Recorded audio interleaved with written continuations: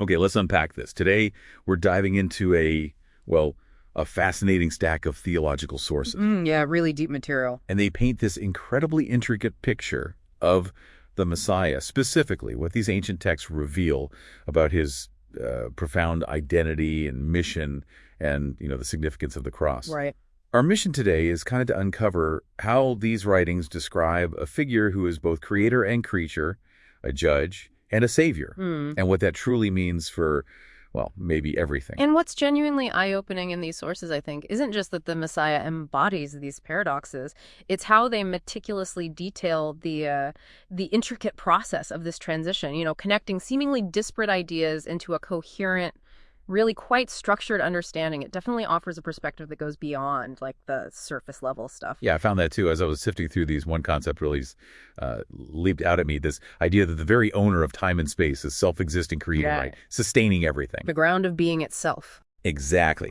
That this being chose to, in a sense, empty himself and then re-inherit everything. Our sources describe this divine being, often called the second person of God or the Word, actually renouncing his inherent ownership, becoming a creature, and then through the cross, inheriting all of time-space, taking the throne, even receiving the name Jesus as an astonishing journey, almost legalistic in a way. It is, and what's fascinating here, maybe less commonly emphasized, is this profound paradox.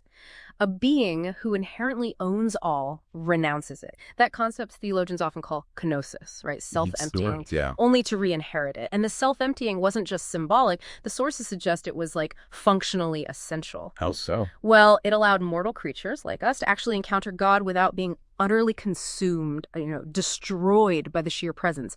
And this transformation, this whole process, is what solidified his comprehensive role as the anointed one. So the prophet revealing our deepest flaws, our sin. Right. The priest providing atonement, but specifically for the repentant. And the king who will ultimately judge those who, persist in wrongdoing.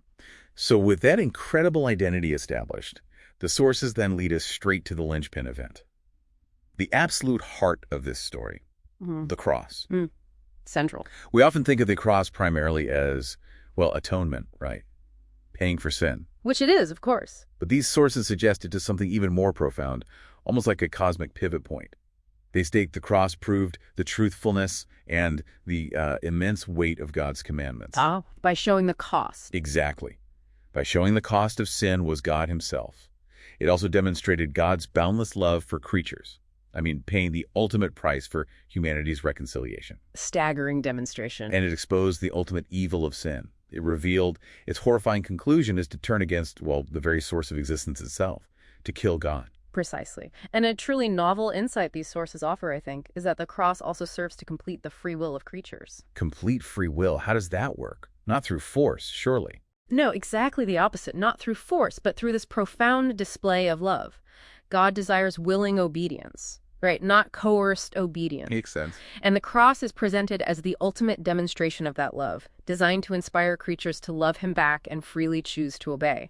This is apparently how God sustains time-space long-term, with the possibility of sin ultimately extinguished by love, not by raw power. Wow. It transforms rebellious creatures into those who freely choose not to rebel. That's a powerful idea, and it's from this foundation, this understanding of the cross, that the sources then elegantly pivot to the Messiah's ultimate authority. Right, in judgment and inheritance. Yeah, they call him the last Adam, which is a truly significant title. It frames him as humanity's true representative, unlike the first Adam who failed. Right, and he inherited not just some delegated authority over a garden, like the authority Adam lost, but all of time-space, everything. The whole cosmos. Because he now owns it through this whole process we've discussed, he has the ultimate authority to judge it, including, the sources say, the realms of death and the grave, what they call Hades.